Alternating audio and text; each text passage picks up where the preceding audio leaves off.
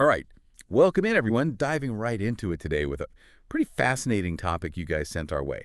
Business growth. We've got a whole stack of materials here all about how businesses expand and, well, we're going to unpack it all. And Right. we're not just talking about a small uptick in sales or anything. We're looking at the full picture, the bigger sales figures, of course, but also growing teams, a higher company value, especially for those businesses, issuing shares, capturing a larger slice of the market, and even seeing more and more locations popping up. Yeah, absolutely. And I think what's really interesting from the get-go is how business growth, well, it's not always the super meticulously planned step-by-step process. Sometimes it happens more organically, almost as a side effect of, just strong performance and customers wanting more and more. It's like it takes on a life of its own almost. Exactly. But whether it's deliberate, like a strategic campaign, or it's kind of this natural expansion, growth is usually, I'd say, a central goal for most businesses. Your sources really emphasize that it often comes down to survival, right? Just staying in the game, boosting those profits, and, maybe even reaching that top spot, becoming the dominant player. Dominating the market, it's the dream. Yeah, and it's so fundamental that even like the AQA Business GCSE syllabus, they really emphasize understanding how businesses grow both domestically and internationally. So it's not just about getting bigger, it's about knowing how to get bigger smarter. Exactly. Okay, so let's unpack this idea of organic growth, that growing from within. Imagine a business basically expanding using its own resources, its own energy, so to speak. So we're talking about things like reinvesting profits, maybe using loans strategically. The fuel for this growth comes from the inside. I love that one of the sources compared it to a plant steadily growing from its own seed that really paints a vivid picture. Yeah, it's a great analogy. And there are a few key ways businesses actually achieve this kind of internal expansion. One is developing new products or services. We call that innovation, right? And that's super vital. It's not just about snagging new customers. It's also about meeting the ever-changing needs of your loyal customer base. But of course, all of this, it usually needs a pretty big commitment to research and development. I mean, just look at Apple. They keep innovating with those new iPhone models, all the features. That's a classic example of organic growth fueled by, I'd say, their obsession with innovation. Right, that constant drive to be ahead of the curve. And then we've got entering new markets. This could mean taking your tried and true products or services and introducing them to completely new geographical areas. It could be new cities within your country or even, going global international markets. Or it could even mean targeting new groups of customers. Think about different age groups, different lifestyles, different needs, essentially. I remember one source used the example of, I think it was a UK fashion retailer, deciding to open stores in other countries. Pretty straightforward way to illustrate this strategy in action. Yeah, and what's cool about that is you're taking something successful and just, introducing it to a fresh set of eyes, a new location, and boom, huge growth potential. Yeah, tapping into those untapped markets. Exactly. And then you have the whole push to increase market share, which is basically about convincing customers who are currently, buying from your competitors saying, hey, come over here, choose us instead. Yeah. That usually boils down to offering better value, superior quality, or maybe just having more persuasive marketing. Right, giving people a compelling reason to switch. Yeah. And while we're on this track, let's not forget franchising. It's a super interesting model for expanding geographically without needing to invest, tons of money up front. It's basically like saying, hey, entrepreneurs, you can operate a business using our brand, our systems that have already proven to work. Just follow the blueprint. Yeah. It a pretty, I'd say, cost-effective way to spread that brand presence far and wide. For sure. And when we think about running a business efficiently, outsourcing can be a big factor. A company can hand off certain tasks to specialists outside the company. This frees up their own resources to really focus on what they do best. Doubling down on those core strengths. Exactly. And speaking of keeping up with demand, sometimes you got to invest in, new tech, better production equipment, the stuff that lets you actually make more of whatever you're selling. That's how you scale up to meet those bigger orders, right? And of course, we can't ignore e-commerce. In today's world, selling online can pretty much eliminate those geographical boundaries, and suddenly you've got access to a much, much wider customer base. That's the beauty of the internet, right? And it's important to note that these organic growth methods, they often work together, not just in isolation. Like pieces of a puzzle fitting together. Yeah. And then you've got the ongoing process of refining your marketing mix. You're tweaking those product offerings, pricing strategies, how you get the product to the customer, all those promotional activities all geared towards attracting more customers and fueling that growth even further. So it's not just about one big change, it's about constantly adapting and optimizing. Right. So why would a business choose this growing from within approach? Well, your sources highlight some pretty clear advantages. For one, it generally gives you more control over the process, makes it easier to manage. Expansion tends to happen more gradually, at a pace you can handle. And usually it's less risky financially, because you're typically using those profits you've already earned, or borrowing very strategically. That's right. And it builds on what you've already got, Mm. your existing strengths, that brand reputation you've worked hard to build, those solid relationships with your customers, it's all there. Plus, your management team, they're usually very familiar with the core business, so that makes expanding smoother. It tends to be less disruptive for employees, and it's often seen as a more sustainable way to grow in the long run. Okay, so manageable growth, less financial risk, playing to your strengths sounds pretty solid, but every coin has. Well, the biggest one is usually time. It can be a bit slow. And a company might end up missing out on some opportunities that pop up quickly, or even find themselves lagging behind competitors who are going all in on more aggressive strategies like mergers or acquisitions. And if a company is already the big fish in a smaller pond, trying to increase market share even more through organic growth can be a real uphill battle. Right, like you've already tapped out that existing market. Exactly. And sometimes you just don't have enough money from internal sources to fund those big, ambitious expansion plans. And then there are just the limits of the market itself. Sometimes it's just not realistic to grow beyond a certain point organically. And I imagine you miss out on some of those cost savings that come with buying in bulk, something those larger combined entities can often swing. Plus, that return on investment from organic growth, it can take a while to really see the payoff. But despite these limitations, there are some seriously impressive examples of organic growth out there. We've already touched on Apple and their constant innovation, how they've jumped into new product categories and expanded into new markets. And Google, they never stop rolling out new services like Drive and Maps. And look at Disney. They keep expanding in the entertainment world, adding new theme parks, cruise lines, blockbuster movies. They just keep growing, even down to that local coffee shop, the one that keeps opening new branches around town, or that small business that suddenly starts selling its products nationwide via its website. All these are examples of organic growth doing its thing. It's all around us. Okay, so we've got a good grasp on the whole growing from within concept. Yeah. Now let's switch gears and talk about expanding by, joining forces in organic growth. This is where companies achieve, I'd say, rapid growth by merging with or acquiring existing companies. The key here is speed. It's a much faster track to significant expansion. One source compared it to building a larger structure using pre-made blocks, which I thought was pretty clever. Yeah, it gets the point across. And there are two main ways this happens: mergers and takeovers. A merger is when two or more companies basically decide, hey, let's team up, combine everything, and become this new, bigger entity. Often the original companies just, disappear as separate entities. Think Disney and Pixar, that's a classic example of a successful merger. Right, two big names becoming one even bigger name. Exactly. And then you've got takeovers, or acquisitions, which is when one company basically buys another one, usually by grabbing a majority of the ownership.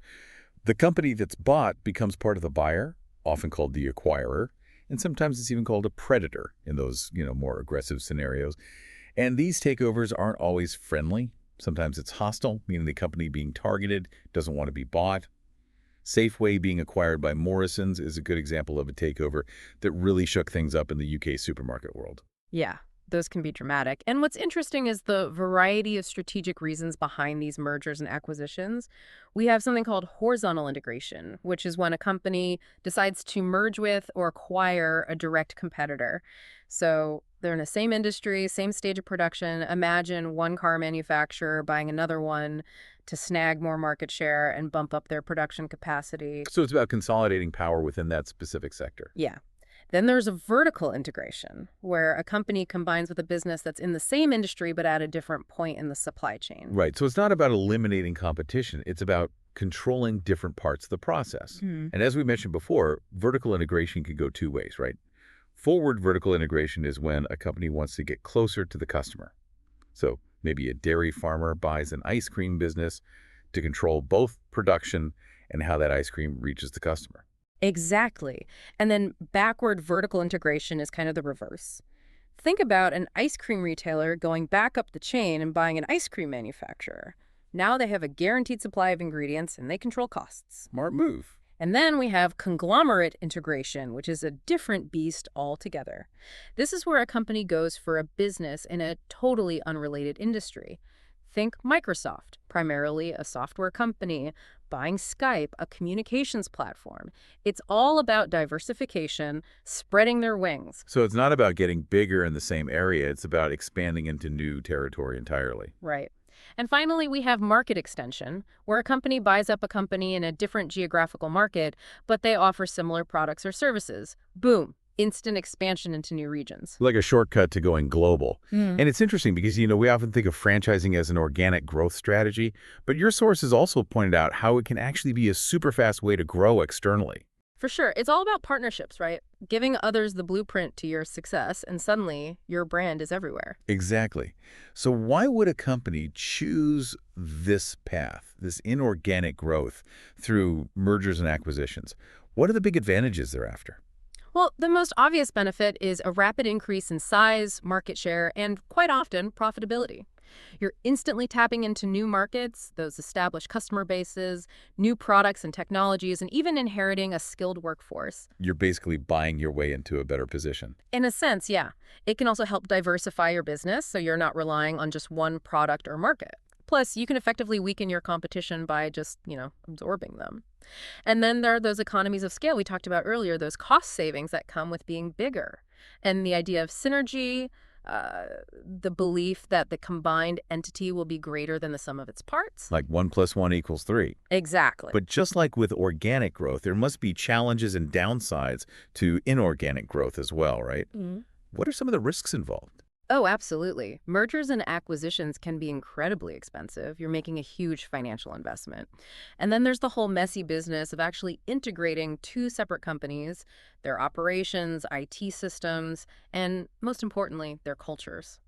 Yeah, trying to mesh two different company cultures together, that can't be easy. Culture clashes are a big deal, and often they're underestimated. They can lead to friction and really hinder the success of the whole merger or acquisition. Some studies say a huge percentage of these deals fail to achieve their goals because the cultures just don't mesh. So it's not just about the numbers, it's about the people too. Exactly. And unfortunately, these integrations often lead to job losses, which can of course impact morale and productivity for the people who stay. And sometimes if the new company gets too big and bureaucratic, you can actually start to experience what's called diseconomies of scale, where your costs actually start to go up, not down. That's the irony, right? Getting bigger can sometimes make you less efficient. Exactly. And there's always the risk of, buying the wrong company or simply paying too much for it based on overly optimistic predictions. And often, these big deals involve a lot of borrowing, which can put a real strain on the company's finances. The direction of the original business might also shift in a way that, wasn't intended, and you can even lose some of your original autonomy as the combined company takes shape. All of this really highlights why careful planning and due diligence are so crucial. You have to go into these deals with your eyes wide open. Absolutely. And we've seen some really big examples of inorganic growth out there, some successful, some not. Your sources talked about Kraft buying Cadbury, which was all about getting more products and boosting sales in the UK. Then there was Meta buying WhatsApp, which was a power move to really dominate that whole mobile messaging scene. Morrison's taking over Safeway. That was all about grabbing more stores and increasing market share. Microsoft buying Skype. That was them diving into the world of communication services. And even Virgin Active buying Asporta. They wanted to become a much bigger player in the fitness industry. And then there's that mega merger between Daimler and Chrysler, a massive attempt to create this global car giant, but it didn't quite work out as planned. Those examples really show you just how varied the goals behind these mergers and acquisitions can be and how the results can be, well, pretty unpredictable. Yeah, sometimes those big bets pay off and sometimes they don't. So now let's zoom out and look at the bigger picture. What are the big factors that affect a business's ability to grow at all, whether they go for organic or inorganic growth? Well, it's helpful to think of it in two categories: internal and external factors. Internally, finance is the foundation. You need money, right? Whether it's from your profits, loans, or issuing shares, You need capital to fund any kind of growth. Cash is king. Yeah, and then there's production capacity. Can you actually make enough of your product or deliver enough of your service to meet that growing demand? That often means investing in equipment, new tech, better processes, all that stuff. And of course, you need the right people, skilled, motivated, enough of them to handle the work. Trouble finding and keeping good employees can really put a damper on growth plans. Yeah, people are the heart of any business. And we can't forget management. You need competent leaders, people with experience and vision, the skills to steer a larger, more complex organization. As a company scales up, strong leadership and having the right organizational structure are so important. And technology, it's becoming more and more important. Using the right tech can boost your efficiency, make communication smoother, help you develop new things, and even reach a wider market. So internally, it's about having your house in order. The money, the people, the systems. Exactly. Then we have external factors. Competition is a big one. The intensity and nature of the competition in your industry, that's going to have a major impact on your growth potential. You might need to get more innovative, find those niche markets, or maybe even use mergers and acquisitions to fight back against those competitors. Right. Sometimes you need to get aggressive to stay ahead. And of course, the economy is a big external factor. When the economy is strong, people spend more, which means more opportunities for businesses to grow. But during those downturns, well, demand can drop and growth becomes much, much harder. And then there's technology. It's always changing, sometimes disrupting everything. Those rapid advancements can either create amazing opportunities or totally wipe out your business model if you're not careful. You have to be adaptable. And then there's legislation, those laws and regulations that governments put in place. Those can create hurdles or open doors for growth. For example, those regulations around protecting the environment have really fueled the growth of green technology. And finally, we can't ignore globalization. It connects markets around the world, which means more customers, but it also means more competition. Exactly. It's a global marketplace now. What's fascinating is how these internal and external factors often work together. Having a strong internal setup can help you take advantage of those opportunities that pop up externally, while those external pressures might force you to fix internal weaknesses if you want to stay competitive. So you need to be strong both on the inside and prepared for what's happening on the outside. Absolutely. Now, as a business grows, it naturally experiences the effects of its size, both good and bad. Let's talk about economies of scale and, on the flip side, diseconomies of scale. Right. Economies of scale are basically the cost advantages that come with getting bigger. As you produce more, the average cost to make each unit goes down. So bigger can be cheaper in a way. Yeah. One way this happens is through purchasing power. Larger businesses can buy materials in bulk and get those sweet discounts, lowering their costs right off the bat. Then there's technical economies of scale, where big companies can invest in those fancy, efficient machines and processes that wouldn't make sense for smaller companies. Right, so sometimes it just doesn't pay to be small. But there's a point where getting bigger can actually start to backfire, right? For sure. That's where diseconomies of scale kick in, where that average cost per unit actually starts to rise as the business gets too big. So it's almost like getting too big for your britches. Yeah, kind of. One problem is communication. In a huge organization, it can be tough to make sure everyone's on the same page and information flows smoothly. Coordinating all those teams and departments can also become a nightmare, leading to wasted effort. And in these big companies, employees can start to feel like just a number, which can lead to less motivation and lower productivity. Right, that sense of community and individual contribution can get lost. And your sources mentioned how businesses can actually calculate their average unit cost just by dividing their total production cost by the number of units they make. That way they can see if they're actually benefiting from getting bigger or if those disadvantages are starting to creep in. It's a simple calculation, but it can give you some powerful insights. Okay, so we've talked about the how of business growth. Now let's get to the why. Why do businesses want to grow in the first place? What's the point? Well, for many businesses, growth is just a core objective.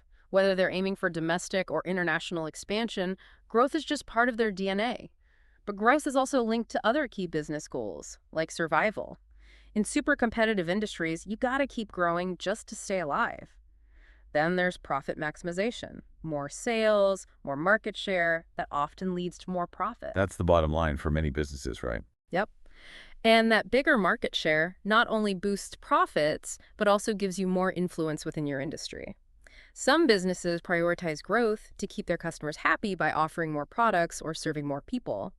And it's interesting to note that some organizations with a social or ethical mission might aim for growth to increase their positive impact on the world. So it's not always just about the money. It can be about making a difference, too. Absolutely. And then for public companies with shareholders, they often focus on boosting their company's value and their stock price, and that's where growth plays a huge role. Makes sense. And it seems pretty intuitive that the importance of these goals might change as a business grows. A brand new startup might just be worried about surviving that first year, whereas a giant multinational corporation, they're probably thinking about global domination. You're hitting the nail on the head. A company's objectives need to adapt as it grows and as the market changes around it. Okay, so we've covered a lot of ground today. We explored those two main paths to growth, organic and inorganic. We talked about the pros and cons of each, the internal and external things that can help or hinder a business's growth. We even dug into those economies of scale and diseconomies of scale. And finally, we looked at why businesses want to grow in the first place. It's a complex topic, but we've laid a good foundation. And what's really interesting is that there's no magic formula for growth, right? What works for one business might not work for another. It all depends on so many factors, the specifics of the business, their goals, their industry, the state of the economy. It's never one size fits all. Absolutely. So here's something for everyone to ponder. Thinking about all the different ways to grow, all the pressures out there internally and externally, what do you think is the single most important thing for a business to consider when they're making expansion plans, and why? That's a great question, one that really makes you think about strategic decision making. I hope everyone out there really chews on that one. And thanks for sharing your sources with us and for joining us on this deep dive into the complex and constantly changing world of business growth.